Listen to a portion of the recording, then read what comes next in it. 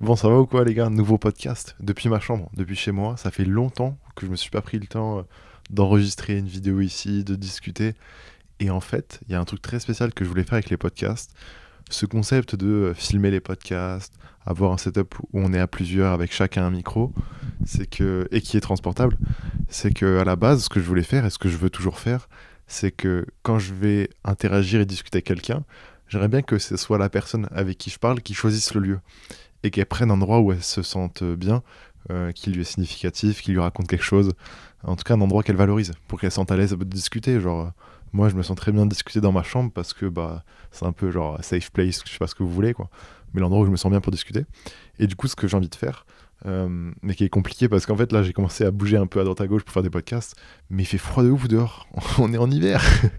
Et du coup, c'est compliqué de faire des podcasts dehors, ce que j'adorerais faire à terme. Bref, aujourd'hui, je suis tout seul.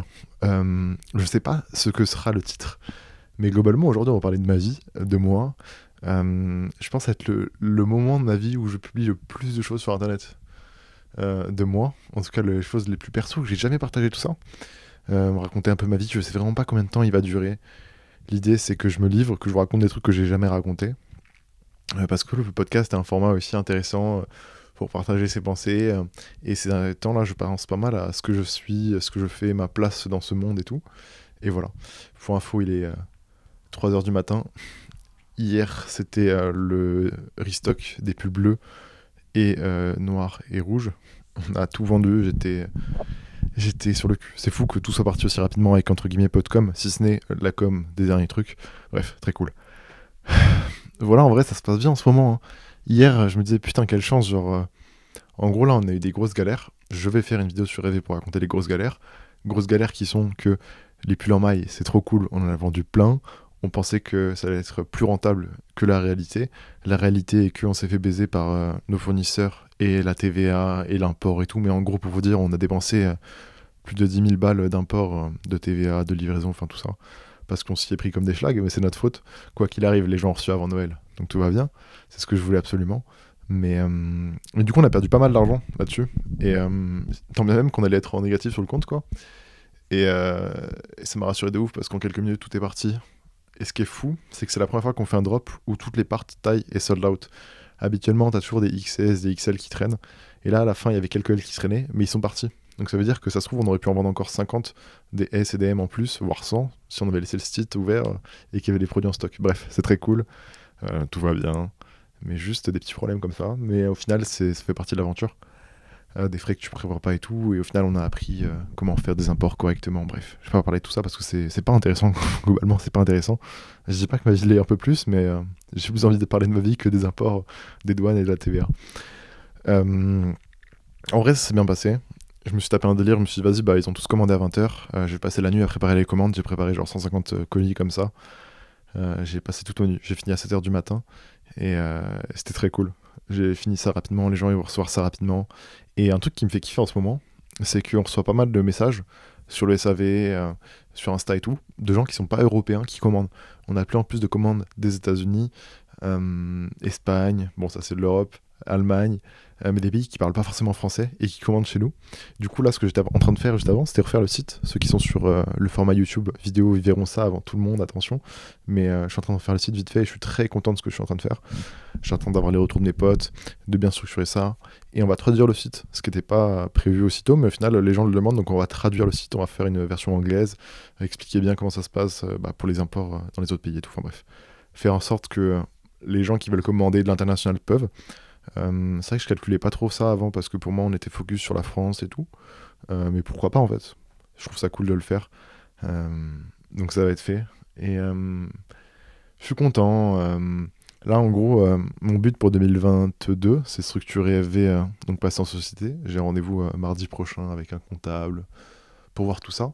La galère est que moi, je suis très engagé dans tout ce qui est crypto NFT, et c'est pas que cette année ou autre, j'ai toujours voulu le faire et tout.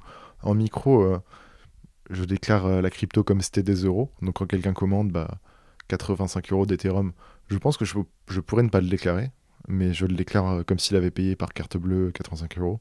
Parce que je pense pas que tu es tenu d'avoir des comptes très propres et tout. Tant que tu déclares ton chiffre d'affaires, c'est bon et je considère que c'est du chiffre d'affaires. Bref, en société, c'est beaucoup plus compliqué parce que tout est tenu par un comptable qui doit valider tes comptes et tout. Et bref, c'est une galère. J'ai réussi à avoir un rendez-vous. On verra si je vais pouvoir continuer d'accepter et proposer la crypto aussi facilement qu'aujourd'hui, ce qui va pas être le cas. Bref, ce sont mes challenges du jour. Du coup, j'aimerais bien développer AV là-dessus. C'est marrant aussi parce qu'il y a beaucoup de gens là. En vrai, cette année, on a dû me solliciter au moins une dizaine de fois en mode ouais, j'ai envie d'investir, d'acheter des parts de EV et de manière très sérieuse. Même en vrai, c'était les 2 dernières années. Et au début, c'était des grosses sommes d'argent. J'étais en mode oh putain, c'est fou, c'est fou. Et au final, c'est pas le cas. Je suis toujours en micro, tout EV m'appartient.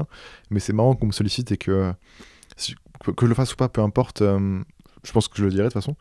Mais c'est fou que des gens nous font confiance et valorisent notre projet alors que moi j'ai du mal à valoriser mon travail et que c'est stylé ce que je fais, tu vois. Et qu'il y a des gens qui proposent des vrais chèques et qui veulent en fait surtout vraiment nous aider à avancer. En tout cas, c'est ce qu'ils nous vendent. Je trouve ça très cool. Je dis ça parce qu'on me l'a encore proposé récemment, mais ça arrive très régulièrement en vrai que j'ai des gens un peu évolués dans le business, ils me le proposent. C'est marrant, en vrai c'est marrant, je sais pas quoi en dire de plus. Mais c'est cool, c'est comme un signal positif, je le vois comme ça, genre en mode ah ils disent s'il y a un truc. Et s'il y a un truc, bah c'est pour ça que je le fais. Et c'est cool, je trouve que je trouve de plus en plus ma place dans ce que je veux faire aujourd'hui, dans ma vie et tout. Donc structurer la boîte, faire développer AV. Et j'aimerais bien... en gros, je commence à avoir ce rôle autour de mes potes, de leur donner des conseils sur les sujets que j'ai pu sentir un peu avant la tendance, les lancer sur des trucs, être un peu, ouais, je sais pas, le mec au-dessus qui donne des idées, qui lance des... je sais pas comment dire, qui aide, quoi. Et je kiffe ce rôle-là d'être sur plein de projets, de voir des gens péter grâce à des calls que j'ai pu faire. Et si sans moi, ils auraient pas pu voir le truc, ou alors beaucoup trop tard, et ça me fait kiffer. Que ce soit sur les réseaux ou juste des tendances et tout, enfin, je suis content. Je suis content et on va essayer de faire ça un peu plus cette année, quoi. Moi, je me plais à faire ça. Je me suis plus heureux à faire ça et aider les gens, donc c'est trop cool. Parce qu'en vrai, c'est ça le truc, c'est que l'argent, il vient peu à peu avec le temps. Peut-être qu'un jour, je vais réussir à je sais pas, avoir un appart, un petit chien, une vie classique grâce à l'argent. Mais au-delà de ça, moi, je suis de plus en plus heureux tous les jours et tout. C'est cool. Et c'est assez intéressant parce que voilà, ces derniers jours, je me suis dit, putain, j'arrive à avoir ma place, à bien communiquer enfin avec les gens avec qui je suis, à savoir plus ou moins vers là où je veux aller, qu'est-ce que je dois faire. Donc ça va, ça se passe. On voit moins flou qu'avant. Et ça, c'est cool parce que si vous écoutiez mes anciens podcasts, souvent je disais que c'était flou et que je savais pas où je veux aller. C'est toujours flou, mais pas à ce point-là. Genre, je vois un truc à faire, quoi. Je sais plus ou moins là où j'aimerais être dans 6 mois, tu vois. Ce qui n'était pas forcément le cas avant, et c'est cool. Voilà, qu'est-ce que j'ai fait d'intéressant aussi? J'ai déposé la marque La vie comme expérience. On avait déposé la marque EV il y a longtemps, For Vacation. Mais là, je me suis dit que j'allais déposer le nom du podcast parce que j'ai envie de pousser un peu ce message-là. Il est comme For Vacation, mais en français. Il y a moyen d'exploiter les deux trucs. Je suis content. Donc c'est fait. Et voilà, la vie roule. Ouais, non, qu'est-ce que je peux vous raconter? En vrai, si j'ai des trucs à vous raconter. Là, on a repris, bref. En gros, on a bien clôturé l'année, c'est cool. J'ai fait ce que j'avais à faire. J'ai commencé à capter des trucs par rapport à la marque. On va du coup essayer de reproduire les recettes, faire fonctionner tout ça en 2022. Niveau podcast, c'est cool parce que dès que je propose des podcasts sur des gens que je trouve intéressants, ils acceptent. J'en ai enregistré quelques-uns. J'ai lancé des idées à d'autres personnes qui sont chauds. Faut juste qu'on organise ça. Mais en tout cas, le planning des podcasts est cool si je me bouge et que je le fais. Et c'est cool. Franchement, je suis content de l'échange que j'ai, des retours qu'il y a. Depuis tout à l'heure, je repousse le sujet. En vrai, c'est un truc de ouf parce que y a rien de grave et tout. Mais il y a un truc très intéressant que je veux amener en podcast. Et c'est très compliqué à amener comme sujet, vous allez capter. En gros, je parle beaucoup. Quand j'étais petit peu et tout, je kiffais toujours regarder un peu comment les gens interagissaient, comment ils sont entre eux, comment ils interagissent socialement. Je sais pas, j'avais ce truc là de vraiment observer tout ce qui passait autour de moi parce que j'étais très introverti, j'allais pas trop vers les gens, tu vois, je me sentais dans ma bulle, très écarté des gens, ce qui est beaucoup moins le cas aujourd'hui. J'arrive beaucoup plus facilement à aller contacter des gens, discuter, aller vers l'extérieur. Putain, d'ailleurs, on a fait le pop-up aussi, c'est vrai. Et c'est grave des exercices où je vais vers les gens et c'est tout nouveau pour moi, mais j'y arrive mieux qu'avant. Avant, faut se dire, j'étais vraiment le mec dans son coin, je parlais à 2 personnes et ça s'arrêtait là. On dirait le discours lambda d'un mec d'internet, mais c'est ça en vrai, j'étais dans mon coin. Dans ma bulle, quoi. Genre, j'habite dans une ville où il n'y avait pas de potes dans cette ville, du coup tout se passait sur internet, et j'avais des gens dans mon établissement scolaire et c'est tout, quoi. Et du coup, toujours à être dans le recul et à observer les gens autour de moi. Et je sais pas, oui, j'ai toujours senti qu'il y avait un gap et tout entre les gens autour de moi et moi. C'est trop bizarre à dire, hein. Mais je sentais qu'il y avait, je sais pas, je me sentais pas comme eux. Attention, qu'est-ce que je veux dire? Non, mais je m'identifiais pas à leur son intérêt. Et c'est toujours le cas aujourd'hui, hein. Dans plein de podcasts, j'ai pu dire, il y a longtemps, tu vois, même quand je commençais à être focus à fond sur la marque, que il y a plein de gens de lycée que j'ai arrêté de calculer du jour au lendemain parce que j'en avais plus rien à foutre, parce qu'ils m'apportaient plus rien et que j'ai cette démarche vachement égoïste de penser beaucoup à moi à certains moments en mode est-ce que la personne m'apporte quelque chose? Oui, non, oui, bah du coup elle reste avec moi, non, bah ça part, tu vois. Et, euh, et tout ça, on en a reparlé un soir avec Maxime Bécoy, qui fait des TikTok, qu'on a vu dans le podcast avec Antoine, le dernier que j'ai posté. Et, c'est très intéressant parce que lui, il a ce truc-là. De pouvoir discuter avec moi de trucs très sérieux, de sujets très deep. Et c'est cool parce que on construit un peu cet environnement là à Orléans, avec du coup le local, mais aussi Maxime et Reda qui détient le média World Mag. Tout ce groupe-là, on est à Orléans, on travaille ensemble, on discute et je sais pas, il y a cette énergie positive où je me sens vraiment à ma place, entouré de gens cool, avec qui j'arrive enfin à avoir des discussions au quotidien cool et que j'ai pas besoin d'aller à Paris pour parler avec des gens intéressants. Genre, dès chez moi, autour de moi, il y en a créé cet environnement-là et je suis très content parce que on peut parler un peu de tous les sujets et tout et c'est cool. Et on se comprend. On est tous matrixés par la même chose, plus ou moins au même niveau, on est tous différents, mais on a tous cette envie de construire un truc sur internet et de kiffer notre vie, tu vois, et ça c'est cool. Et donc avec Maxime, ces derniers temps, j'arrive à avoir des vraies discussions cool, tu vois, enfin même avec Tom, avec tout le monde, mais avec Maxime, c'est ça du coup dont j'ai envie de vous parler. Et tout le temps, on parlait du fait d'être surdoué, d'être précoce, il y a plein de noms pour ça. Mais en gros, l'idée, la notion du QI. Aujourd'hui, on va parler de la notion de QI et d'être surdoué. En tout cas, c'est une partie que je voulais faire. Tiens, j'ai même fait des notes sur mon téléphone pour pas oublier grand-chose. Mais en fait, on a parlé de ça parce que c'est un truc qui me trigger, qui est assez intéressant. Quand j'étais petit, j'ai toujours, voilà, comme j'ai dit, senti ce gap et tout. Et un jour, je demande à ma daronne, parce qu'un pote, il m'avait dit qu'Albert Einstein, il avait un QI de X, et par ego, je voulais savoir si j'étais plus intelligent que lui ou pas. Ce qui est pas forcément possible, quoi.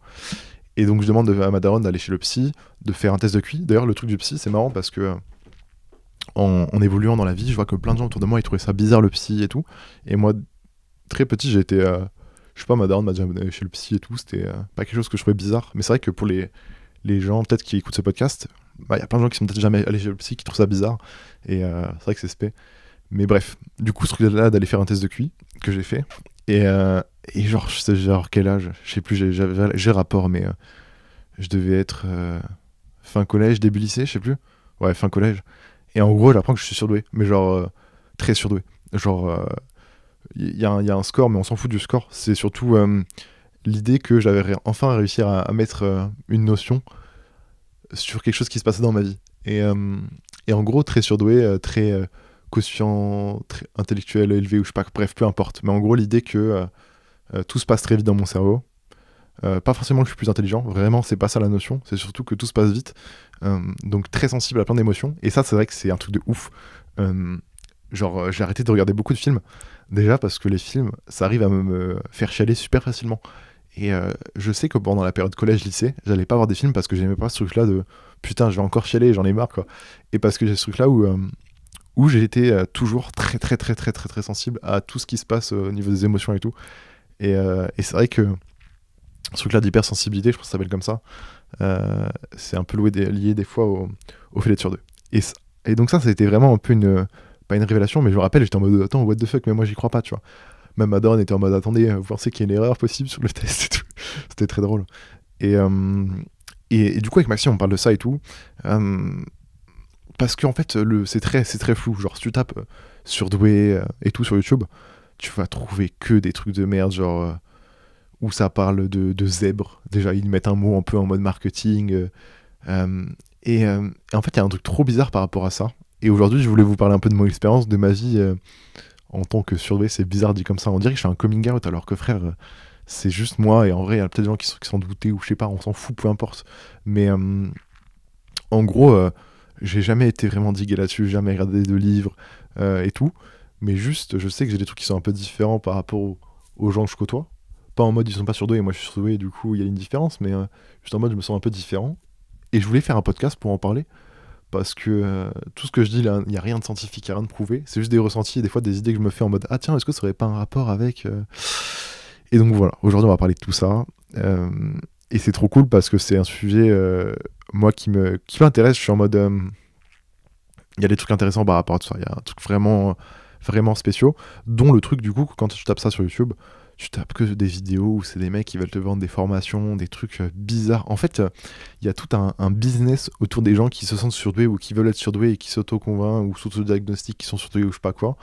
Et c'est très bizarre, c'est très bizarre. Genre, en vrai, faites l'expérience, tapez sur YouTube surdoué ou zèbre, vous allez avoir que des vidéos YouTube de gens qui sont là pour. En gros, ça business le truc et je trouve ça horrible, alors qu'en vrai, je sais pas. Même exemple tout bête, ma daronne, du coup, une fois qu'elle avait appris ça, elle m'avait inscrit à une association où c'était que des gosses surdoués, genre.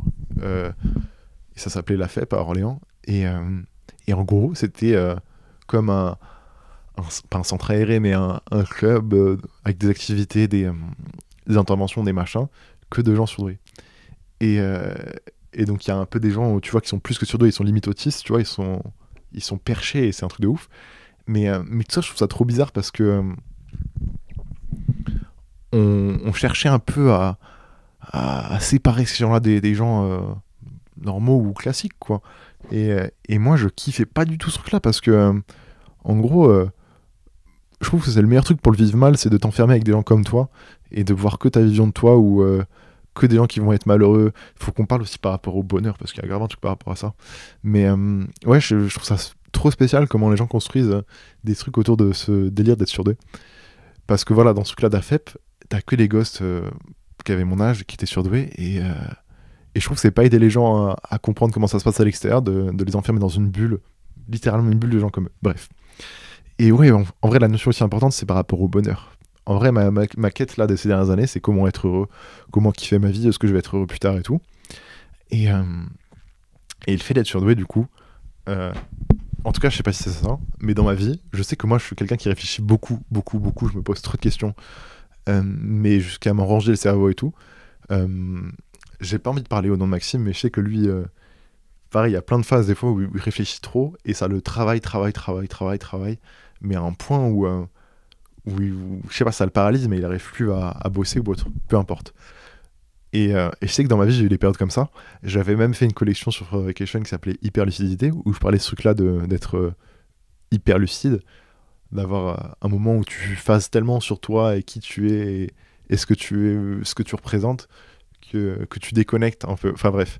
Et, euh, et en gros, tellement j'ai ce truc-là de. En fait, truc qui se passe dans ma tête, ce que j'ai l'impression qui est peut-être un peu bizarre, c'est que dès que j'ai une information qui va rentrer, très rapidement, il y a plein de trucs qui se passent. Ça se trouve, c'est pareil pour tout le monde, mais en tout cas, moi, j'ai l'impression que c'est bizarre et que ça m'arrive qu'à moi quand je parle avec des gens. Des fois, je vais avoir une discussion d'un truc normal et je vais phaser, et pendant que la personne va me parler, je vais faire un détour et je vais aller hyper loin dans une idée ultra perchée, etc. Bref. Et ça, des fois, je mets ça en parallèle avec des gens qui vont pas se prendre la tête et qui vont être beaucoup plus simples par rapport à leurs réflexions, qui pourraient, par exemple, ne pas être surdoués ou ne pas avoir ce truc-là de réflexion perchée rapide. Et je me dis, putain, en vrai, ces gens-là sont peut-être plus de capacité à être heureux parce que ils vont moins se prendre la tête, ils vont moins réfléchir. Et c'est vrai que moi, il y a plein de fois, je sais, et je connais plein de gens, du coup, qui ont ce truc-là d'être malheureux, certainement parce qu'ils ont ce côté que je pense qu'ils sont surdoués et qui se posent trop de questions, qui sont dans leur bulle, qui réfléchissent trop. Et en fait, ils laissent pas reposer leur cerveau. Et Sneako, je suis retombé sur une de ses vidéos il y a pas longtemps. Sneako, c'est un mec qui a vraiment construit un peu ma vie, qui m'a donné des éléments de réponse, de réflexion super intéressants ces 2 dernières années. C'est un mec qui fait des vidéos YouTube sur des sujets comme la drogue, l'amour, le loisir, la dopamine, être heureux, l'argent, la réussite. Enfin, en vrai, tout ce qui régit la vie d'un jeune. Je suis pas d'accord avec toutes ces idées, mais il amène des idées intéressantes en vidéo qui te poussent à réfléchir, que tu sois d'accord ou non, et c'est ça que je trouve intéressant.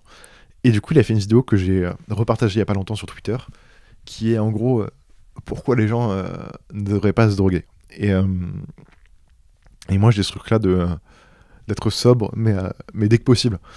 Ne pas boire, ne pas fumer, que ce soit des cigarettes, des drogues, peu importe. Je consomme pas de porno parce que j'ai vraiment ce truc là de... Il explique très bien dans sa vidéo, mais en gros tout ça ce sont des outils pour te rendre plus heureux très facilement, tu vois, parce que ça va te générer un truc où tu déconnectes, tu décompresses, et au lieu d'aller combattre le problème et essayer d'avancer, tu hacks le truc, tu cheats en utilisant ces outils-là. Et tu peux très bien fonctionner et très bien être heureux comme ça. Mais moi, j'ai cette volonté à vraiment vouloir combattre les problèmes s'il y en a, vraiment vouloir avancer par moi et pas en trichant, en passant à droite à gauche. Parce que ce qui est intéressant, c'est le chemin et pas le succès. Et la réussite, ou peu importe. Mais en gros, ce qui est intéressant, c'est ce que tu vis au cours du truc et pas juste le truc final. Putain, je suis perché. Je sais pas si vous allez adhérer à ce podcast, mais ça va être intéressant, hein. Je parle d'un sujet, on va voir si vous êtes réceptif. Et cette vidéo-là est vraiment intéressante. C'est Why You Should Stay Sober de Sneako, Sneako. Allez voir la vidéo, elle dure genre 8 minutes, elle est super intéressante. Et allez voir ses anciennes vidéos, elles sont très intéressantes aussi. Et donc, souvent j'ai ces interrogations-là en mode, est-ce que les gens qui se posent moins de questions, qui sont peut-être un peu plus cons, ils sont plus heureux? Genre en mode, je pense que les gens qui sont...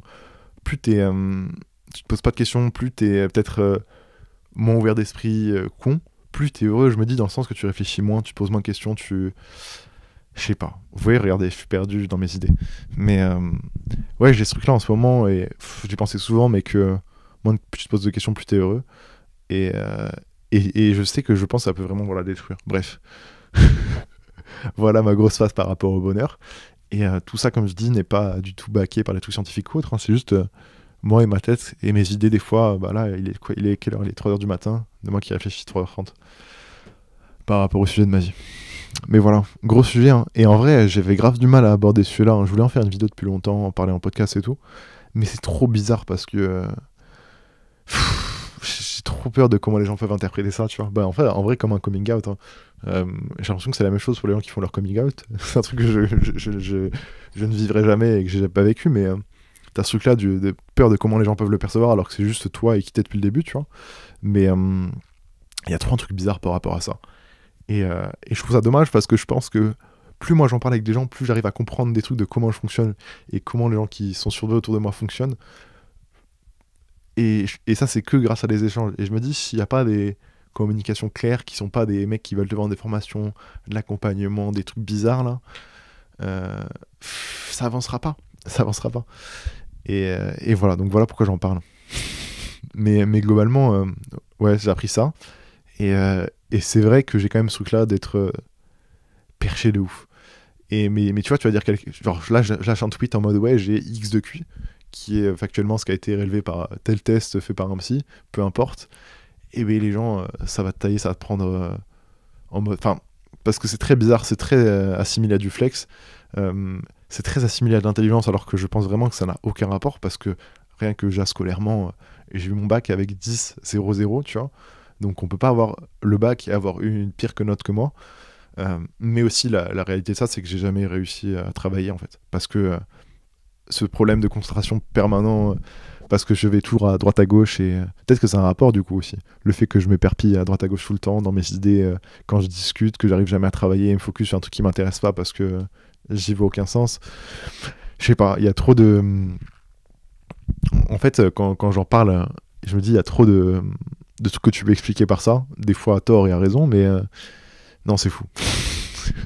Je suis grave curieux et du coup j'en parle avec Maxime. Maxime, je veux trop le convaincre de faire un test de psy. Putain, je parle trop en son nom alors qu'il est même pas là. Je t'enverrai le podcast avant, tu me diras si je peux le publier. Mais par exemple, lui, ce qui est assez intéressant, c'est qu'il veut pas faire de... Moi, je suis convaincu qu'il est surdoué. Mais c'est bizarre, même doué. Pourquoi utiliser le mot doué? Bref. Et il veut pas faire de test parce qu'il a peur du résultat et peur de donner un nom à quelque chose qu'il vit depuis des années, quoi, ou d'être déçu. Et t'as grave un truc de performance bizarre, d'accomplissement. Bref, c'est trop un sujet que je maîtrise pas, mais que j'ai envie d'aborder parce que sinon, j'ai l'impression que je vais jamais avancer. Moi, rien que juste en parler, je trouve ça cool. Ça se trouve, il y a un bug qui va m'envoyer un message, il va débloquer tellement d'idées. Mais ouais, c'est une partie de ma vie. C'est une partie de ma vie. Et c'était trop bizarre, ouais, comme je disais, quand je l'ai appris, c'était grave en mode putain, what the fuck. Ça veut dire que Bah, en fait, on sait pas.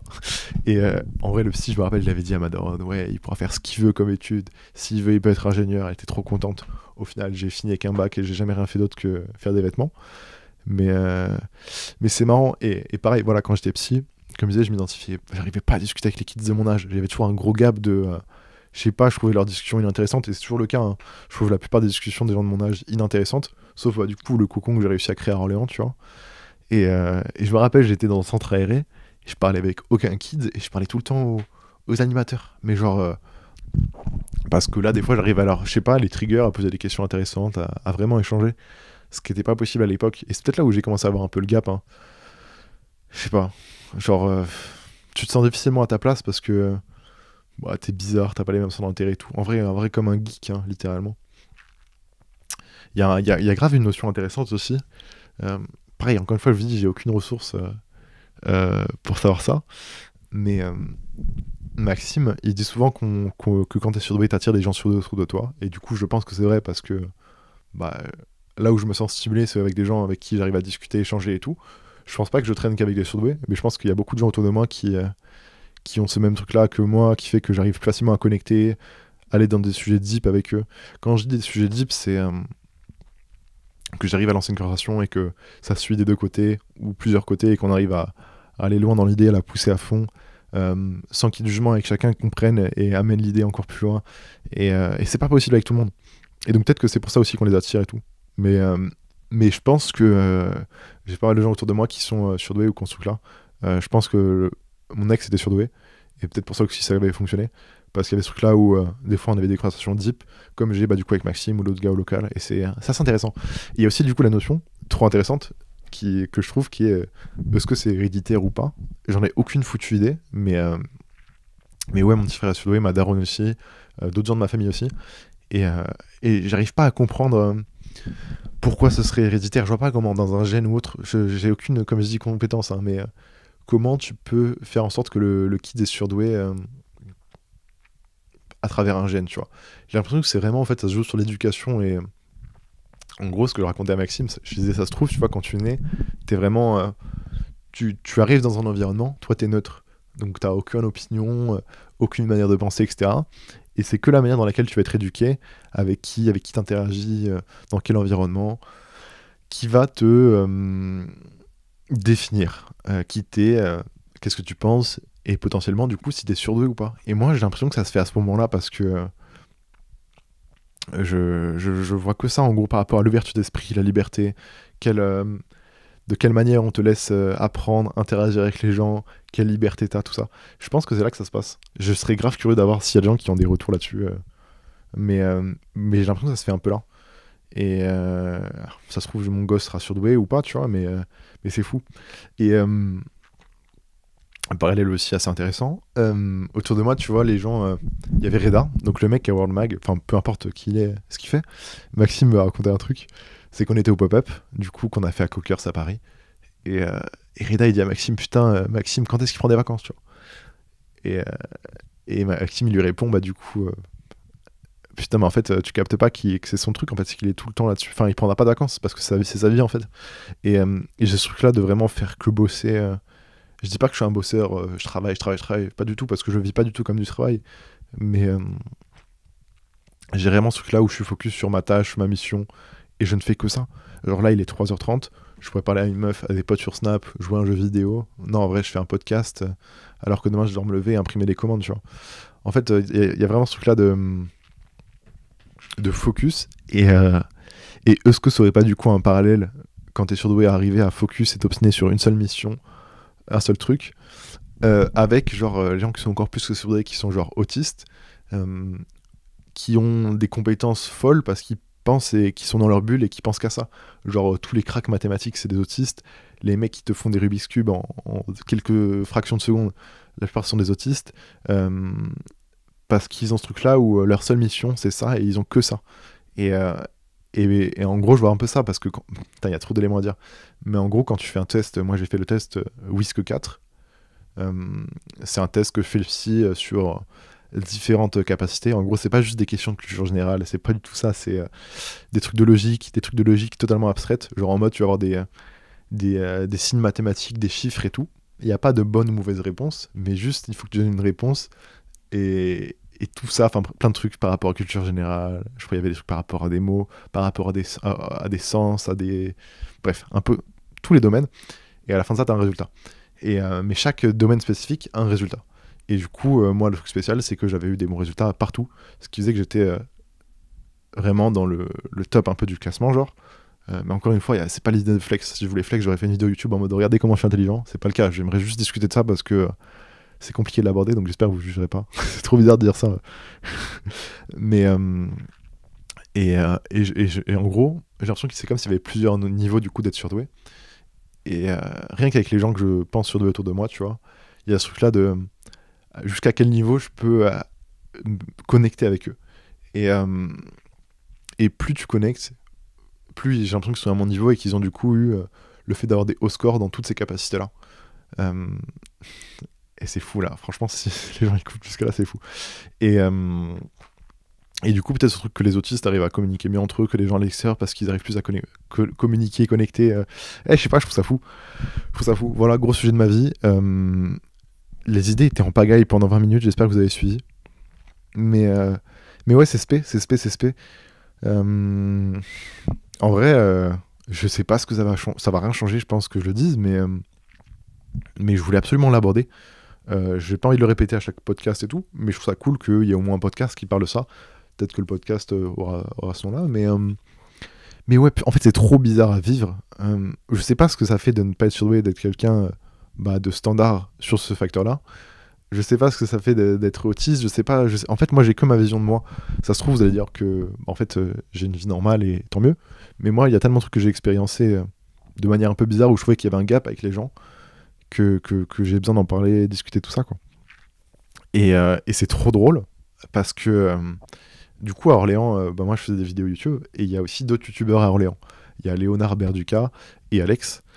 Et je pense que c'était il y a 1 an et demi, 2 ans peut-être, 1 an et demi, 1 an. Je suis rentré en contact avec Léonard et bon, c'est trop bizarre. Est-ce qu'on fait une partie sur Léonard dans ce podcast? Avec plaisir. Ça se trouve, il tombera dessus et dédicace à Léonard. C'est assez spécial. En gros, ce gars-là, tu vois, donc c'est cool parce qu'il habite à Orléans et c'est cool d'avoir des créateurs YouTube à Orléans qui vivent de YouTube, qui font des projets pour YouTube, qui vivent pour Internet, avec qui je peux échanger. Parce qu'à la base, au local, il n'y avait pas forcément... Avant le local, il n'y avait pas de ça. Et donc, c'est des personnes que j'ai pu...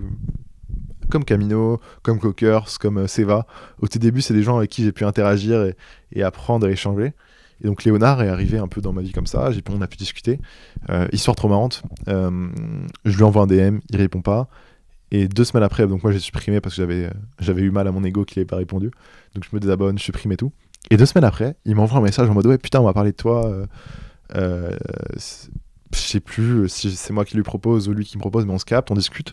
Et genre je pense qu'il avait prévu 30 minutes, au final on a discuté pendant 2 heures. Et on a grave connecté, c'est super intéressant.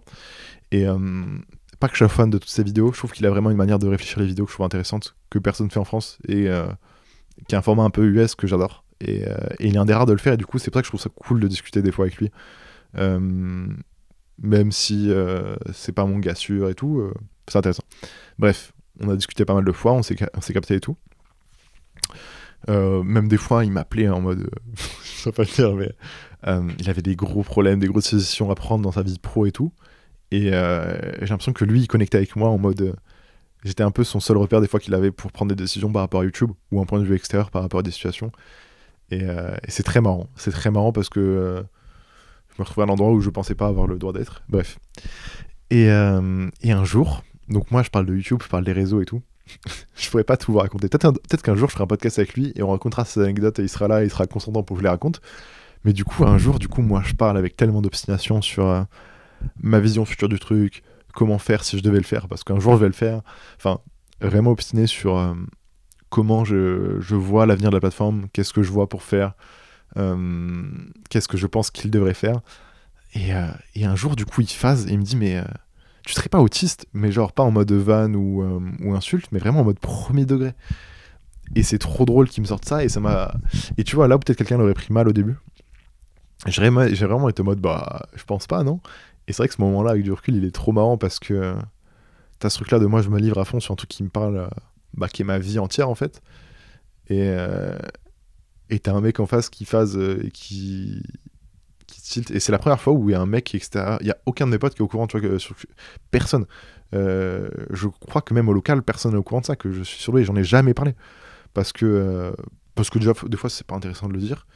C'est-à-dire ce que m'avait dit le psy de ne jamais en parler. Parce que c'est pas forcément intéressant, ça va jamais t'apporter quelque chose de négatif. Maintenant, je suis grand et je prends les décisions que je veux. Mais c'est vrai que j'en ai jamais parlé et il me sort ça. Et c'est l'une des premières personnes qui en si peu de temps, me sort un élément où il réagit par rapport à ce truc-là que j'ai, tu vois, entre guillemets un peu ma seule spécialité, ma seule particularité. Et c'est très marrant, c'est très marrant. Combien de c'est trop drôle avec du recul. Genre, tu parles avec un mec qui pèse un peu sur YouTube, tu vois. Tu lui parles avec obstination d'un truc auquel tu crois vraiment, et lui, il te dit, mais tu serais pas autiste. Enfin, la scène était très drôle. Et c'est fou. Non, c'est marrant. Et c'est vrai que quand j'y repense, j'en ai jamais parlé. Il y a aucun de mes potes qui est au courant. Aucun. Si ce n'est Maximo, je crois. Parce que c'est le seul avec qui j'en ai parlé et tout. Et non, c'est marrant. C'est vraiment marrant. C'est vrai que c'est marrant. Mais j'en ai pas beaucoup parlé. Et tiens, c'est vrai que quand j'y repense, quand j'étais gosse, je crois, j'avais 13-14, du coup, ça devait être ça. Et le résultat, du coup, donnait un score. Le score, mais en gros, le score, c'est. Je suis quasiment au max du score. Genre, j'ai un point ou 2 points en moins que le max. Donc, c'est vraiment un truc de ouf. Stylé et tout. Et je me rappelle, le mec avait dit. En gros, qu'il me comparait à des gars qui avaient 4 ou 5 ans de plus que moi. Et ouais, non, marrant. Podcast très berceau, vous voyez, je parle beaucoup de moi quand même. Mais il faut que je prenne le temps de parler de ça. Mais ouais, putain, c'est fou. J'en ai jamais parlé. Dans ma famille, mon daron, ma daronne, mon frère savent. Et c'est tout en vrai. C'est fou. Vous êtes des gens privilégiés, les gars. Ça vous sert à rien de le savoir. Hein. Mais ouais, c'est vrai. C'est vrai que c'est fou. Et en fait, parce qu'il y a vraiment ce truc-là de mauvaise interprétation. Les gens ont trop tendance à penser que t'es l'un, t'es l'autre, t'es le. Alors que frère, je suis un débile. Hein. Il y a tellement de trucs que je connais pas, j'ai aucune culture générale, d'un point de vue scolaire, historique, culturel. Je suis zéro. Mais par contre, dans le sujet qui me parle et qui m'obstine, je suis peut-être. Les gens autour de moi me considèrent comme le master of the game, tu vois. Ce que je pense pas qu'il est vrai, mais c'est marrant. Ouais, c'est vrai que c'est ça. Ce truc-là d'être matrixé par un sujet. Bref, et c'est pourquoi je vous en parle. Bah, déjà, comme j'ai dit, pour essayer de peut-être qu'il y ait des gens qui réagissent, qui interagissent, qu'on discute et tout. N'hésitez pas, hein, les vocaux Insta avec plaisir. Hein. J'en reçois toutes les semaines par rapport au podcast et c'est toujours un plaisir. Je réponds à chaque fois. Et là, c'est peut-être l'occasion. Hein. Mais c'est aussi pour des gens qui sont peut-être intéressés par la question, pour avoir un regard et un avis de quelqu'un qui le vit. Que en vrai, regardez, je suis con sa mère. Hein. J'arrive pas à articuler. J'ai un vocabulaire très réduit. Ça, c'est aussi un truc de ouf. Hein. Cette année, moi, je pense cette année, j'ai vachement réduit mon vocabulaire, je trouve, par rapport à mes anciens podcasts où je arrivais à mieux communiquer mes idées parce que je faisais des podcasts. Là, mon vocabulaire, je trouve que je pense que j'utilise pas beaucoup de mots. Hein. Globalement, tous les jours, je vais utiliser quoi peut-être. Je sais même pas combien de mots j'utilise de différents, mais ça se trouve, c'est 500 ou 1000 mots au grand max. Hein. Alors que je pense que je pourrais en utiliser beaucoup plus et pour développer mes idées, mes propos. Ça, c'est grave un truc que j'ai perdu, que je trouve dommage. C'est pour ça que je prends les podcasts aussi. C'est pour essayer de mieux articuler, mieux communiquer. Parce que c'est un super exercice, vous vous rendez pas. Enfin, si vous vous rendez peut-être compte, mais parler pendant 40 minutes à un micro seul dans sa chambre à 3h40 du matin, c'est un exercice. Et vous voyez que j'amène quand même des sujets qui me tiennent à cœur. J'ai pas envie de merder, j'ai envie de communiquer ça correctement comme je le pense et je le vis. Et voilà. Mais non, c'est spé. Je vous avoue que là, je vois. J'ai noté sur mon téléphone plusieurs éléments. Faudrait peut-être que je réagisse par rapport à ça. C'est bête, hein. Je prépare un peu mes podcasts et même avec le peu que je prépare, j'arrive pas à suivre l'idée. Ouais, donc le truc de. En gros, je suis convaincu que moins tu réfléchis dans la vie, plus t'es heureux. Et ça, c'est réel. Et ouais, reparler par rapport à l'usage des drogues, allez vraiment voir la vidéo de Sneako. Mais j'ai ce truc-là de vouloir être sobre à fond. Et depuis longtemps. Hein. Et ça me rend heureux dans le sens où je triche pas à la vie, quoi. Je cheat pas. Accepter, bosser avec. J'ai noté ça sur mon notion. Accepter et bosser avec. Je vois vraiment pas ce que je voulais dire par ça. Ouais, non, en vrai, il y a ce truc-là du test. Le test, c'est comme un challenge. Ça, en vrai, si vous posez la question, peut-être aller faire un test. Parce que, en vrai, je pense que déjà, si vous posez. Je suis convaincu que si on prend un échantillon de 100 personnes qui se posent la question de vouloir potentiellement faire un test de QI, je suis convaincu que la moyenne du score des personnes qui se posent la question de faire un test de QI n'est pas la moyenne de QI, qui est de 100. Je suis convaincu que les gens qui se posent la question, il y a déjà une probabilité que si tu te poses la question, tu sois surdoué. Parce que tu as l'ouverture d'esprit et l'idée que peut-être il y a un truc qui se passe. Et je pense que c'est un truc à jouer. Du coup, en vrai, peut-être faites-le, mais juste, il y a plein de gens qui recommandent de pas le faire après un certain âge, parce que bah, du coup, tu as conscience du truc, et tu as eu comme un avant et un après que tu le réalises. Et je sais que ça peut vraiment. Il y a des gens qui en parlent en vidéo YouTube et tout, peut-être aller voir ça, des gens qui racontent leurs résultats de tests, mais encore une fois, tombez pas dans le truc de scam. Tous les mecs qui appellent ça zèbre et tout, c'est trop bizarre. En mode, ils vont mettre zèbre en bio, hein, bref. Mais c'est assez intéressant de voir comment les gens peuvent vivre du coup la découverte du résultat, parce qu'il y en a qui le vivent super mal. Alors ce qui est marrant, c'est quand même que ils ont toujours été comme ça. Juste là, on donne un mot sur qui ils sont et comment ils sont, et peut-être des réponses à leurs questions. Et ça, des fois, ça en détruit. Ou pas, parce que du coup, il n'y a pas le résultat qu'ils espèrent avoir. Donc peut-être, en gros, renseignez-vous. Je pense que c'est le meilleur moyen que vous ayez à faire. Le meilleur truc que vous puissiez faire. Si vous avez un psy avec qui vous êtes en contact, peut-être posez-lui la question. Mais je trouve ça intéressant de savoir un peu qui on est. Je sais qu'à l'époque, bah, du coup, mes darons avaient vu ça. Je pense que ma daronne était contente que je pose la question parce que c'était aussi une excuse pour elle de faire le test pour moi. Et au final, du coup, ils m'ont mis dans un lycée, bon, qui était un lycée de merde, hein, vraiment une déchetterie, et récupérer tout le monde. C'était un lycée privé, et je sais qu'un des arguments qu'elle allait chercher, c'était où ils étaient un peu en mode compatible et ils étaient à l'écoute par rapport à cette particularité-là. Enfin, en vrai, c'est fou parce qu'on en fait tout un truc alors que bah, chaque humain est différent et moi j'ai ce truc qui est différent, mais en vrai, tout le monde est différent. Et bref, mais en vrai, c'est cool, je pense, de le savoir parce que moi, je sais vraiment, bah, comme j'ai parlé du truc des films et du fait de chialer tout le temps, et en vrai, d'être vraiment touché par tout ce qui se passe autour de moi, prendre à cœur plein de trucs où je devrais pas forcément et tout. Euh, Tout ce qui va être question de morale, sens, éthique, les films, tout ça. Moi, comme je dis, je réagis beaucoup, je chiale. Et c'est un truc qui était compliqué. Je comprenais pas parce que autour de moi, tous les gars, quand t'es au collège, peut-être qu'ils pleuraient mais ils le disaient pas, tu vois. Mais moi, je chiale tout le temps, tu vois. Et encore, il y a pas longtemps, peut-être, enfin, c'est pas longtemps, un an ou deux, j'ai dû revoir un film récemment, genre Interstellar, et j'ai chialé. Et pas que je trouve ça dommage ou triste ou nul, mais je sais que je le vivais un peu mal quand j'étais kids et je comprenais pas pourquoi. Et du coup, là, je comprends c'est qu'il y a ce truc-là dans mon cerveau de tout se passe trop vite. Il y a cette hypersensibilité, hyperréactivité. En gros, dès qu'il se passe un truc, tu le prends à cœur, tu t'interagis, tu décortiques, tu vas à fond dans le truc. Et forcément, quand t'as un film où le but du film c'est de faire sentir des émotions et te faire réagir, ou de la musique, tu vois, combien de fois j'ai des frissons, tout ça, c'est comme si j'avais les émotions, les sentiments boostés à fond. Et, euh, et ouais, ça me faisait chier. Et du coup, c'est pour ça que j'ai voulu, bah, du coup, comme je disais, éliminer les films parce que bah, j'avais plus le plaisir vu que j'avais ce truc-là de chier. Et c'est vrai que c'est un truc de ouf. C'est que dans ma vie, j'ai grave ce truc-là de. Quand le truc ne m'apporte plus quelque chose de positif, je l'élimine littéralement. Et les films, c'est ça. Et on fera un jour ce podcast sur les meufs. On y revient. Vraiment, comme je dis au gars au local, c'est un running gag, mais c'est vrai. Et, euh, et aujourd'hui, je considère que ça m'apporte pas quelque chose d'intéressant. Je sais pas, je suppose. Et du coup, j'élimine le truc. Parce que j'ai pas envie d'être confronté à ça, j'ai peur d'être confronté à ça.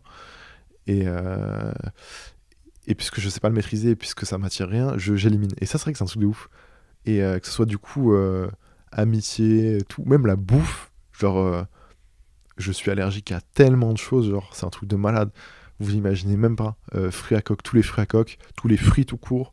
Depuis quelques années, je peux plus manger de fruits. Mais genre, premier degré, je mange des fruits, j'ai des boutons qui poussent sur les lèvres et tout. J'ai la tête qui me gratte, enfin c'est horrible. Alors que pendant toute mon enfance, je bouffais des pommes, des poires, enfin ça arrivait du jour au lendemain.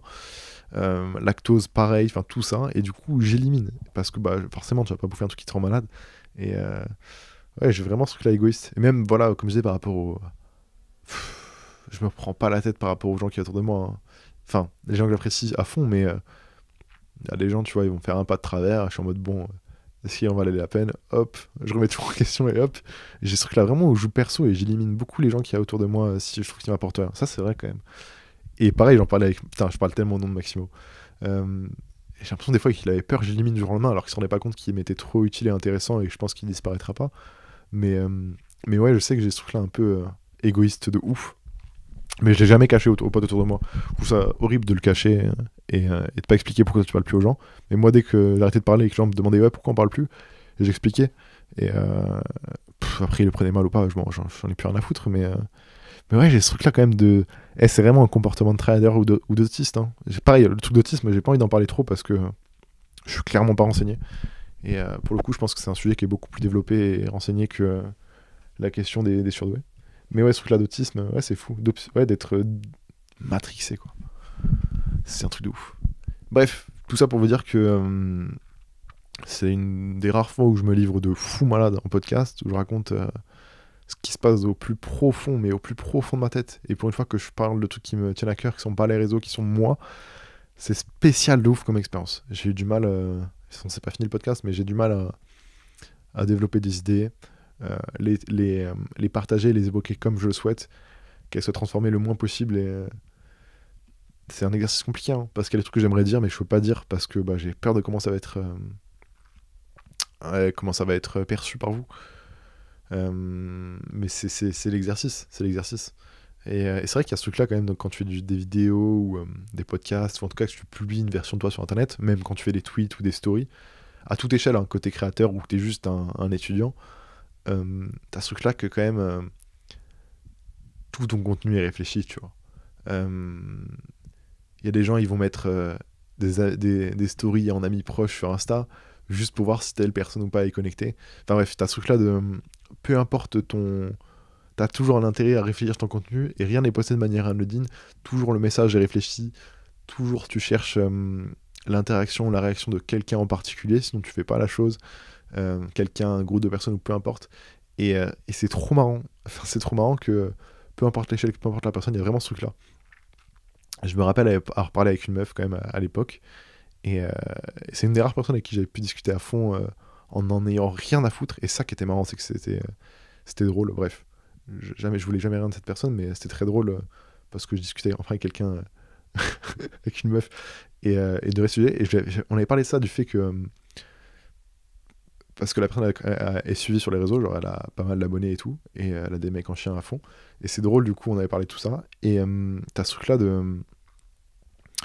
Elle avouait qu'il y a tellement d'actions qu'elle faisait, tu vois, pour attendre des retours d'interaction d'autres personnes, mais vraiment des trucs d'un niveau de subtilité, mais de folie, genre. Et comme quoi, tout le monde est matrixé sur certains sujets, mais à différents niveaux, quoi. Ouais, c'est fou. On le fera, je vous promets, un jour. On fera une table ronde et on parlera de meufs. Mais c'est trop cool.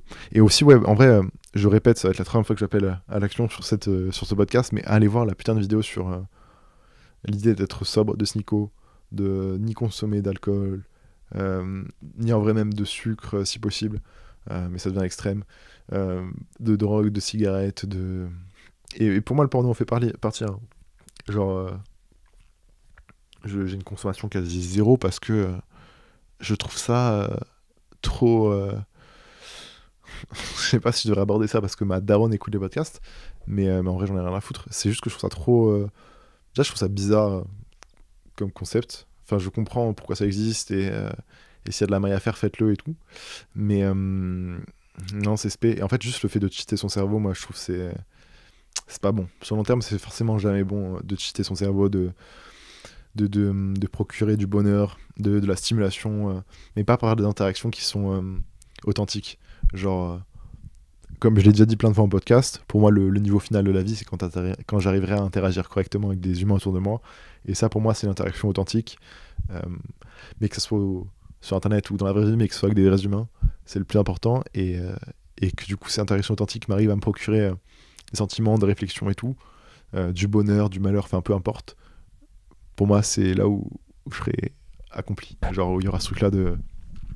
J'arrive à à être stimulé, à être heureux, à être malheureux, mais uniquement par mes actions et pas en cheatant le système. Euh, Là où je pourrais fumer des joints et finir la journée tranquillement et arrêter de penser à tous mes problèmes. Mais non, je fais le choix de faire un podcast de 50 minutes où je discute de ma vie et trucs que j'ai jamais pu dire avant, quoi. Et c'est fou, hein. J'avoue, je kiffe faire ces podcasts, hein. C'est d'art, hein. C'est vraiment, vraiment, vraiment, vraiment intéressant pour moi. Je n'ai aucune idée à chaque fois de quels sont les retours, sauf quand je parle avec des gens tellement intéressants comme Etienne Raka, ou d'autres fois les podcasts que j'ai pu faire, quand je parle avec quelqu'un d'autre et que c'est plus en format un peu interview, bah là c'est facile. Je sais que les gens vont apprécier, parce que l'histoire est intéressante de base, mais quand je construis moi-même le contenu et que le contenu est en fait limite même moi, bah, c'est bizarre comme expérience. Donc j'ai hâte de voir le retour. Franchement, surtout là-dessus. Surtout là-dessus. Mais n'hésitez pas à dire s'il y a des trucs négatifs, si je me trompe. Si vous voulez contredire mes idées, c'est avec plaisir, parce que comme je dis, je suis pas un expert. Je partage ma vision du truc. Je suis convaincu que dans les gens qui écoutent le podcast, on va dire qu'on fait 1000 écoutes environ en moyenne sur les podcasts quelques mois après publication. Je sais que je suis convaincu qu'il y a un bon pourcentage des gens qui écoutent les podcasts, s'ils me suivent pendant 1 heure dans mes idées, c'est qu'ils sont surdoués aussi ou qu'ils sont précoces, quoi. Mais comment ils appellent ça d'ailleurs? Donc en vrai, faut que je lise tout. Donc il y a différents termes pour nommer les surdoués. Parce que déjà, je trouve, comme je disais tout à l'heure, le terme surdoué, c'est bizarre. Genre doué, mais doué de quoi? Doué par rapport à quoi? T'as très haut quotient intellectuel, enfin les trucs de. Il y a les notions par rapport. Il y a les gens qui. Il y a le nom par rapport au quotient intellectuel. Il y a l'idée de Zeb qui est très marketing, très. Je te vends une formation. Il y a l'idée d'être enfant précoce. Ça, c'est quand t'es kids et que t'es surdoué, on dit que t'es précoce, genre que t'es en avance sur ton temps. C'est bizarre. C'est bizarre, je vous avoue. Trop de noms, trop de trucs bizarres. Et aussi, pendant pas mal de temps, faut que j'en parle. Parce qu'en vrai, je vois pas comment je vois pas comment j'ai publié ce truc-là. Mais pendant vraiment une grande période de ma vie, et peut-être même une partie de moi pense ça, mais je me demande si c'est pas juste un mensonge et un scam des putains de psy, tu vois. Devoir mettre les gens dans les cases pour faire du chiffre et gagner de l'argent, tu vois. Même si je pense qu'il y a des gens qui sont différents, etc. Mais la notion de surdoué, de test et tout, il y a des gens qui évoquent cette idée-là que c'est un putain de scam, mais en fait que ça existe pas. Qu'il n'y a pas de différence métrique et que c'est juste du bullshit. Et il y a une partie de moi qui pense quand même à cette idée-là, quoi. Même si je pense, et je suis convaincu qu'il y a des trucs bizarres qui se passent dans ma tête, qui se passent pas dans la tête de tout le monde, mais en vrai que c'est pareil pour tout le monde, parce que même quelqu'un qui a pas forcément être surdoué, il se passe des trucs bizarres dans sa tête. Il y a bien des moments où il réfléchit et il fait des phases que je vais faire, et lui, je sais pas, il pourrait identifier ça à autre chose, et ouais, non, ce truc-là d'étiquette qui serait potentiellement juste un pur scam pour faire des rendez-vous chez le psy à 60 balles l'heure, peut-être qu'à tout moment, c'est vrai, hein. Mais ouais, je suis content d'en parler parce que, ouais, comme j'ai dit, j'en ai jamais vraiment parlé à part avec Maxime. Et la dernière fois, j'étais en mode, en vrai, vas-y, fais ce podcast, parle-en. Et, et voilà. Mais non, c'est. Voilà, là, j'ai 21 piges. Genre 22 dans 3 mois. Ah ouais, 3 mois. Ouais, c'est ça, hein. Si, hein, c'est d'art. Et, c'est enfin un premier moment dans ma vie là où je commence enfin à trouver ma place. Alors j'ai vraiment pas envie de me ranger et de faire mon daron et trouver ma place, etc. Mais je commence enfin à trouver du sens à ce que je fais, à pourquoi je travaille tous les jours et tout.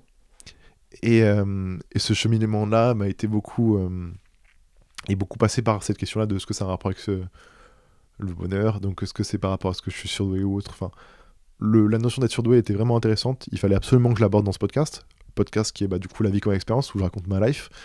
Et vu qu'à terme, j'ai l'impression de tendre de plus en plus vers le bonheur et un peu l'accomplissement, je suis loin d'y être. Mais on avance vers ce chemin-là, et je pense qu'une des pistes de réflexion est cet élément-là. Voilà pourquoi je l'aborde. C'est fou, hein. J'ai absolument envie de me justifier parce que c'est flippant d'en parler, hein.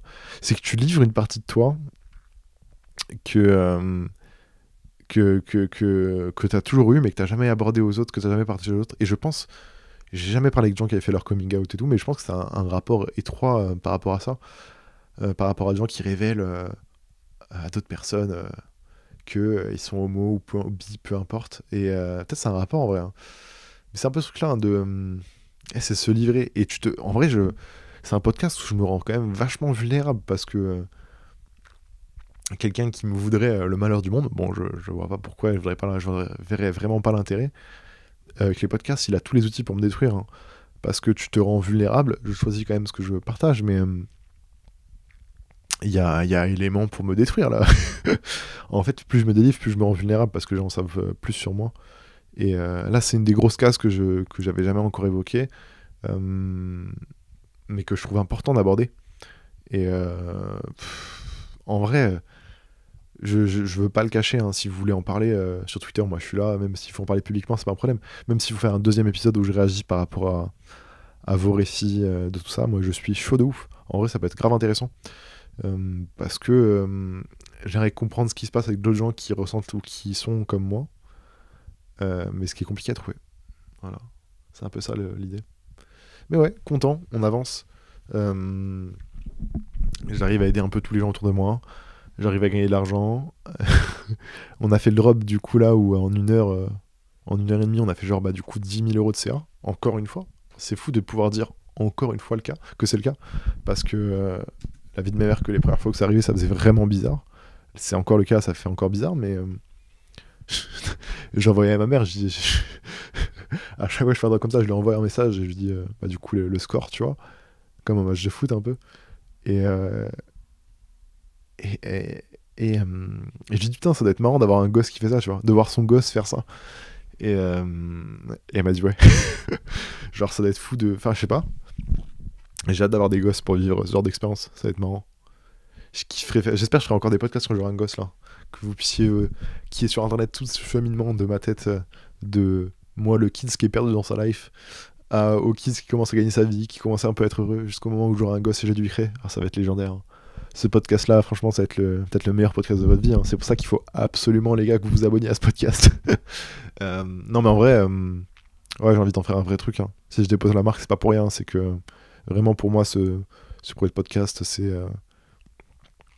En gros, là, comment je vois l'année, j'ai pas dévoilé mon plan, vous êtes fous, mais on va se focus sur rêver. Je voulais faire YouTube cette année, mais en fait, parce que j'ai toujours envie d'être connu, tu vois, c'est quand même une de mes... Je me rappelle avoir parlé avec La Routine, Alexandre, là, qui fait des vidéos sur les sneakers et tout. Au tout début, où je commençais un peu à avoir mes premières vidéos qui faisaient 1000, 10 000 vues et tout. Très vite, il est venu parler avec moi, hein, trop cool. Je pense pas qu'il écoute les podcasts, mais si jamais... Yo yo yo, merci à toi parce que c'est très cool d'avoir un gars dont j'avais le contenu, avec qui je pouvais parler, discuter et tout. Et je pense que c'est une des premières personnes avec qui j'ai pu discuter que je trouvais inaccessible au début, quoi.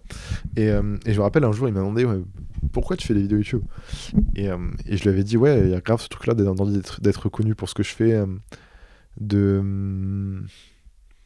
en gros donner du sens aux gens autour de moi, les aider, mais avoir ce truc là de reconnaissance, que les gens savent que c'est moi et d'être identifié comme personne, quoi. J'ai envie quand même que le jour où je serai plus là, les gens ils disent putain c'était flub, genre. J'exagère, mais c'est un peu l'idée. Et avec le temps, j'ai quand même réussi à faire ça parce que on a eu le pop-up. Pop-up, du coup, qui est le premier événement physique qu'on fait à Paris. Et dédicace à Ben, il passera par là. Merci à toi pour tout ce que tu m'apportes en ce moment, dont cette opportunité de pouvoir rencontrer les gens. C'était génial parce que t'arrives dans une boutique que les gens connaissent, qui est super bien placée, où t'as Ben qui est trop arrangeant, où je peux faire quasiment ce que je veux dans la boutique, et il me donne une journée entière pour vendre mes vêtements. Enfin, c'est merci encore. Et ce truc-là m'a permis du coup de rencontrer avec les gens qui suivent la marque, qui suivent le podcast, etc. Vous. Et c'est trop cool de voir les gens en vrai qui réagissent par rapport à des podcasts. Et c'est vrai que pour parler des fois avec des youtubeurs qui ont des millions d'abonnés et tout, ou même des tiktokers et tout, ils disent que quand ils se font quand ils se font reconnaître dans la rue, c'est ouais putain, j'adore tes vidéos et tout, mais ça s'arrête là. Il n'y a pas de vraiment discussion parce que bah ouais, tu les fais marrer, peut-être tu les as aidés un peu à l'aimer dans une période, mais en vrai, t'as pas trop d'impact sur leur vie, tu vois. Et moi, ma volonté, c'est vraiment avoir un impact sur la vie de tous les gens autour de moi qui croient en mon message, donc mon entourage d'abord, et ensuite, du coup, l'audience. Et c'est vrai que du coup, quand j'ai fait le pop-up, il y a beaucoup de gens qui m'ont vu et qui étaient en mode putain, genre trop cool ce que tu fais, notamment les podcasts, et ils rebondissent par rapport à ce qu'ils ont pu apprendre. Il y a même plusieurs personnes qui m'ont offert des t-shirts, des créations qu'ils ont fait, parce que je sais pas s'ils pensaient que j'ai contribué un peu à ça, mais il y a ce truc-là de regarde ce que je fais, et c'est cool parce que tu me motives à faire des trucs. Et ça, les gars, ça donne littéralement du sens à ma vie. En fait, c'est ça qui est fou. C'est ça qui est fou. Et ouais, ce truc-là de pop-up, c'était trop cool parce que du coup, l'opportunité de le faire était cool. On n'a pas fait tant d'argent que ça, enfin, c'était cool, on a fait un pop-up, on a vendu des vêtements, on a gagné un peu d'argent, mais en vrai, c'était surtout l'occasion de vous rencontrer, c'est trop bien. Genre, j'ai kiffé ça, et avec plaisir les gars qu'on se capte à l'occasion, qu'on organise un événement uniquement podcast, discussion, une conférence, je ne sais quoi, mais peu importe, mais il y a un côté très stimulant de mon côté, j'espère du vôtre aussi, que il y a des kids qui m'ont posé des questions, que j'ai pu aider, et c'était avec plaisir. Et ouais, je sais pas, si je peux avoir un impact dans votre vie, c'est avec plaisir. Et je pense que j'ai l'impact dans beaucoup de vies quand je vois le nombre de presse sérigraphie que je vois quand je vois le nombre de gens qui se lancent dans la sérigraphie. Je pense que j'y suis un peu pour quelque chose. Et c'est génial. Mais des fois, mais c'est beaucoup plus valorisant quand la personne me le dit en face ou par message que putain, j'ai fait ça grâce à toi. Ouais, je prends une partie du perso en mode putain, c'est d'art quoi. Je sers à quelque chose en fait. C'est vraiment à quoi je veux servir dans la vie. Et là, on n'a pas encore réussi, mais c'est d'art. Non, je suis content, ça nourrit mon ego, et puis ça donne du sens vraiment à ce que je fais. Ça lui donne du sens aux vêtements que je crée tous les jours, au podcast que je fais à 4h du matin dans ma chambre, alors que je pourrais juste dormir ou faire autre chose et pas vous calculer. Mais en vrai, je le fais parce que je crois en mon message, je crois en ma vision, je crois en mon projet.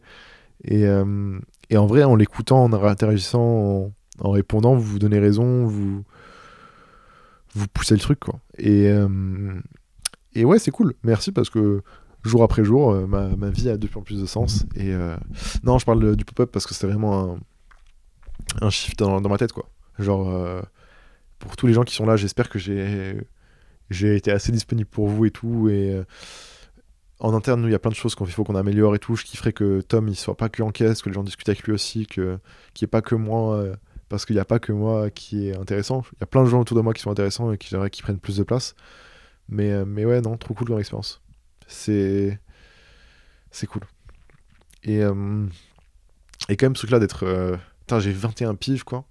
Et c'est marrant de voir qu'il y a des gens qui ont 25 ans, comme Tom qui va avoir 25 ans, qui m'aide et qui me fait confiance et qui doit croire un peu en ma vision et qui m'accompagne tous les jours. Maximo, pareil. Il y a des gens qui ont 30 piges qui me suivent, qui me font confiance, Ouais, c'est fou. Non, c'est fou. En fait, c'est... comme je parlais du fait d'investir dans EV, genre... pareil, je dois certainement pas dire ça, mais Léonard et son pote, pendant un moment, ils étaient rendez-vous, là, ils voulaient racheter la marque, quoi.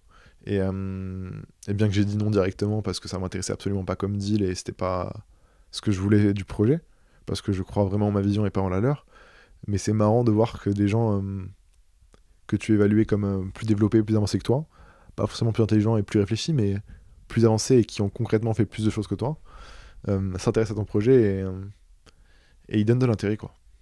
Genre ma vie est... en fait, ma vie, c'est le business de l'intérêt. Et en fait, c'est juste ça. Hein. Il n'y a pas plus intéressant dans ma satisfaction que de voir que les gens me donnent de l'intérêt. Ce qui est peut-être un piège aussi, parce que quand les gens me calculeront plus, ça va être la dégringolade. Mais non, c'est dehors. Voilà. Ah oui, putain aussi. Fun fact, Gary Vee m'a offert un NFT. Le jour de Noël. Parce que c'est c'est stylé. Ouais, ça va, petite journée quoi. Non, c'est marrant. Ma mère ne connaissait pas Gary Vee. Et je scrollais au hasard sur Instagram. Et je vois une interview de Mark Zuckerberg et Gary Vee. Et je suis en mode, bah tiens, maman, regarde, c'est lui. Le mec qui parle avec le créateur de Facebook. Non, c'est très marrant. Il m'a offert un NFT. En gros, il achète beaucoup de NFT. Il mint tous les projets, on lui en offre plein, etc. Et du coup, il a plein de portefeuilles, de wallets NFT remplis. Et de temps en temps sur Twitter, il est en mode ouais, bah écoutez, mettez vos adresses en commentaire, je vous envoie des NFT. Et là, je réponds, il m'en envoie un. Et voilà. C'est marrant, encore une fois, il sait pas qui je suis, il en a rien à foutre, il a envoyé ça pour faire plaisir et donner une image, du contenu et passer un message. Mais au final, c'est marrant comme anecdote, quoi. ça pourrait être un super titre de podcast ou un super titre YouTube ou un super TikTok. Gary Vee m'a offert un NFT. Mais ouais, non, c'est cool. Et ce qui est marrant, c'est que Twitter, là, j'utilise beaucoup. Mais je suis très content de l'utilisation que j'en fais. Parce que bon... alors là, j'ai le choix de soit je termine le podcast là, ou soit on part en podcast de 2 heures. On va partir en podcast de 2 heures. Non, en gros, mon début de mon aventure sur Internet, ça a commencé sur Twitter. Les premières fois où j'ai fait des choses sur les réseaux sociaux, c'était Twitter. J'ai commencé au tout début avec un compte. En gros, tu as les comptes à la base sur Twitter. Comment c'était il y a 4 ans sur Twitter, 5 ans? Tu avais du coup soit les influenceurs, qui sont plus du tout les mêmes qu'aujourd'hui. C'était les comptes d'ados un peu en mode toast-bad et c'est tout. Et les comptes à thème, qui étaient des styles de tweet un peu. En gros, c'est des formats, des tendances, mais en gros, c'est des comptes qui faisaient que ça.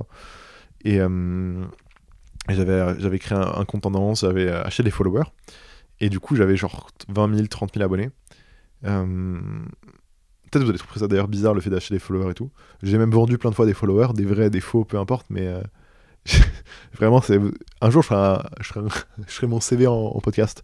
Mais ouais, j'ai fait ce truc-là de vendre des followers, des faux, à des gens qui savaient que c'est des faux, et des vrais. J'ai vendu des vrais followers aussi. Plein de méthodes, mais des trucs de ouf. Je vous raconterai.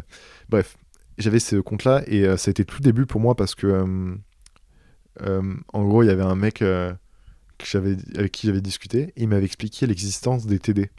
Les TD, c'est pas du coup les travaux dirigés comme certains qui sont à la fac pourraient connaître, mais ce sont les TweetDeck. En gros, c'était des groupes de comptes Twitter avec, genre, au total, peut-être 400, 500 000 abonnés. Et en gros, tu avais un outil qui s'appelait TweetDeck, sur lequel tous ces comptes-là étaient interconnectés, et on pouvait retweeter n'importe quel tweet avec tous ces tweets. Et du coup, tu pouvais percer de manière automatisée. Et pour entrer là-dedans, en gros, c'est tu prêtes ton compte au système et tu as accès au système. Et du coup, c'est là où j'ai commencé un peu à rentrer dans la boucle. Ensuite, il y avait des groupes Facebook, des logiciels, etc. Enfin, en France, il y a vraiment eu un truc comme ça d'organisation sur l'audience sur Twitter. Avant qu'Instagram arrive, d'ailleurs. Avant qu'Instagram arrive, c'était vraiment Twitter. Peut-être qu'il y avait le début de Snap aussi. Mais Twitter. Alors frère, je faisais des 20 balles par-ci, 20 balles par-là. C'était vraiment dérisoire. Mais j'apprenais de ouf. Et ma vie, elle a été comme ça. Je vendais des RT, tellement de trucs comme ça. Et le temps passe. Il y a Instagram qui arrive. Moi, je sens un truc sur Instagram. Pas mal de gens étaient réticents en mode on est bien sur Twitter, on va pas bouger. Moi, je tente Instagram. C'est comme ça que j'ai réussi à avoir plusieurs arrobas du coup à 4 caractères, ce qui est impossible à avoir aujourd'hui. Sans plug ou sans magouille, c'est impossible. Fallait être là à l'époque. Et ouais. Mais c'est pour ça que du coup j'ai @f1ub, c'est que j'ai été en fait très tôt sur Instagram et que j'avais vraiment cette démarche de vouloir créer quelque chose. Donc je m'étais pris la tête sur trouver un arrobase utilisable. Et Instagram arrive, et en gros ma leçon de Twitter c'était que c'est bien de faire des comptes ATM, de l'argent à droite à gauche, mais tu construis rien à long terme parce que les gens ils en ont rien à foutre de toi, tu vois. Et donc en fait le temps avance et donc là j'ai quoi, peut-être 14, 15, 16 ans, tout ça avance. Et je fais pas l'argent, mais je comprends qu'il se passe un truc et que j'avais toujours ce truc là de vouloir percer quand même, c'est toujours un truc qui a été dans ma vie. Parce que peut-être j'ai été frustré d'être petit et que personne me calculait, de pas être le mec populaire. Je pense qu'il y a beaucoup un lien vraiment par rapport à ça. Et je regarde juste un truc. Est-ce que le podcast enregistre toujours? Ouais, parfait. Et donc là, Instagram arrive, je fais les mêmes choses mais sur Instagram. Et du coup, sur Instagram, il faut des photos. Donc je monte mon compte personnel, Flub. C'était ridicule et tout, mais pareil, je fais encore quelques comptes à thème. Mais là, je suis en mode, tiens, ce serait marrant que j'essaye de ramener des gens sur mon compte perso, sur moi, sur Flub, sur mon image. Et je le fais. Et ça fonctionne, etc. Et puis, je continue d'apprendre. Anecdote, d'ailleurs, mon premier iPhone a été acheté grâce à de l'argent que j'ai fait sur Instagram. J'ai revendu un compte Instagram pour 500 balles, en gros. Et ça m'a permis d'acheter un iPhone reconditionné sur Back Market. Et c'est là que tout est parti en couille après. Que ça fait les réseaux sociaux à fond. YouTube, Instagram, la marque de vêtements. Enfin, en vrai, tout vient de Twitter, en fait, c'est ça qui est fou à la base. Et du coup, Twitter, au début, j'utilisais vraiment de manière... Twitter était vraiment différent à l'époque. T'avais quelques influenceurs, t'avais OnlyFakir, qui faisait des snaps aussi. The OnlyFakir, c'était un mec... ouais, c'était un guignol sur Snap, quoi, et il faisait des tweets. Mais il avait 100 000 abonnés, je me rappelle, un truc comme ça, hein. C'était vraiment insane. Et à l'époque, percer sur Twitter, c'était genre faire 10 000 RT. 10 000 RT, tout Twitter, t'avais vu. Alors que maintenant, tu peux faire des 50, 70K RT normal si tu fais un bon tweet. Bref, l'algo a tellement changé, c'est super intéressant. Mais ouais, Twitter qui était devenu. Pendant un moment, j'ai vraiment décroché parce qu'il y a eu vraiment une vague de ce qu'ils appelaient crime time. Le but, c'était littéralement harceler des gens sans raison. Et là, j'étais en mode. Oh, flemme. Et je pense que j'ai arrêté de tweeter pendant 1 an et demi, 2 ans. Parce que je me sentais pas à mes places, j'avais rien à rapporter, j'avais aucun projet avec Twitter. Et au final, Twitter est devenu beaucoup plus strict. Ils ont suspendu plein de comptes. Ça a fait un grand nettoyage des gens qui harcelaient toxiques, même s'ils sont toujours là. Mais ouais, je trouve que l'application est pas si mal aujourd'hui. J'ai dépassé les 5000 abonnés sur Twitter sur mon compte perso il y a quelques jours. Et c'est cool parce que j'ai une TL très cool, pas de politique, pas de société, rien. On parle juste de création, d'artistes, d'entrepreneuriat, forcément des NFT et crypto à fond. Mais, euh, mais je me sens dans un endroit cool, avec des sujets qui m'intéressent. Je masque à fond tous les trucs qui m'intéressent pas. Et j'en fais un outil cool, je maîtrise de plus en plus, et j'arrive enfin à être connu pour ce que je fais et ce que je crée, et c'est cool. Anecdote d'ailleurs, sur Twitter, j'avais fait un thread au tout début des threads Twitter, qui avait le délire de thread qui arrivait. Euh, je pense que c'était un des premiers threads. Il y avait une meuf qui avait fait un thread en même temps que moi qui avait percé. Je sais plus son blaze, mais peu importe. Et j'avais fait un thread de vidéos malaisantes. Tout le monde pense que j'avais plagié d'ailleurs un compte Twitter ou je sais plus quoi, mais peu importe, c'est pas du tout. J'avais chopé des compilations, j'avais scrappé des vidéos à droite à gauche. J'avais posté ça. Et Squeezie l'avait repris en vidéo. Et c'est une de ses vidéos les plus vues de sa chaîne YouTube aujourd'hui. Il y a des dizaines de millions de vues sur des vidéos qu'il a construites sur mon thread. C'est très marrant. Mais ouais, Twitter, mon outil numéro 1 que je commence à remaîtriser aujourd'hui. Et c'est cool parce qu'en fait, là, j'arrive à un stade où j'ai jamais pris autant d'abonnés qu'aujourd'hui en créant juste du contenu qui est se faire des vêtements, en fait. Et raconter ma vie de moi qui fais des vêtements. Il y a pas de ouais, je fais des concours, je fais des machins. Non, en vrai, je gagne des abonnés juste en étant moi-même et en faisant ce que je dois faire. Et c'est très cool. Parce que pareil sur Instagram, je prends des abonnés sur le compte de la marque, pareil tout le temps, et juste parce qu'on développe la marque, pas en faisant des magouilles à droite à gauche, et c'est très cool. C'est super satisfaisant que ton projet évolue tout seul. Tous les jours sur Instagram, on prend v'là les abonnés, juste parce que les gens découvrent la marque, parce qu'ils en parlent entre eux, parce qu'on crée des produits, parce qu'on travaille avec des artistes, parce qu'on communique, mais on n'est pas là, on n'a pas fait de publicité Instagram depuis longtemps, et quand on en faisait, c'était vraiment pas en mode réfléchi, on était vraiment des débiles, je faisais vraiment de la merde. Euh, En gros, c'est un signe que les gens s'intéressent au projet et qu'il évolue et c'est très cool. Et truc qui me fait kiffer aussi de fou malade, c'est qu'au niveau des commandes, on doit être à quasiment 50% gars, 50% meufs. En tout cas, par rapport au prénom, j'identifie les gens comme des hommes ou des femmes et j'ai l'impression qu'on est à 50-50 et c'est très cool. C'est c'est vraiment satisfaisant de voir que j'arrive à vendre des vêtements à des femmes alors que je porte pas des vêtements femmes. En fait, juste ça. Même si je pense que les vêtements, pour moi, ils sont mix, il n'y a pas de genre et tout. Par rapport aux couples, quand même, il y a un truc.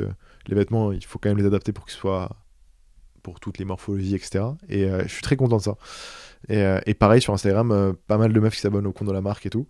Et, euh, et je trouve ça cool parce que c'est pas une audience. Je fais pas du contenu pour les meufs.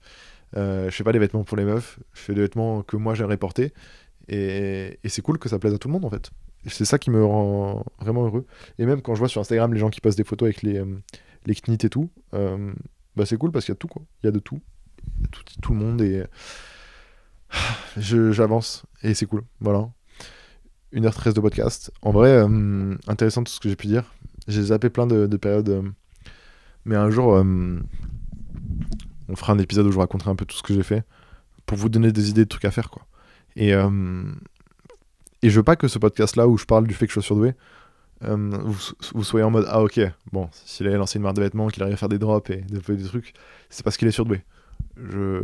Faut pas que ce soit une excuse pour vous en mode de trouver une différence entre nous et qui fait que moi je suis supérieur à vous alors qu'en vrai je pense que c'est vraiment pas le cas.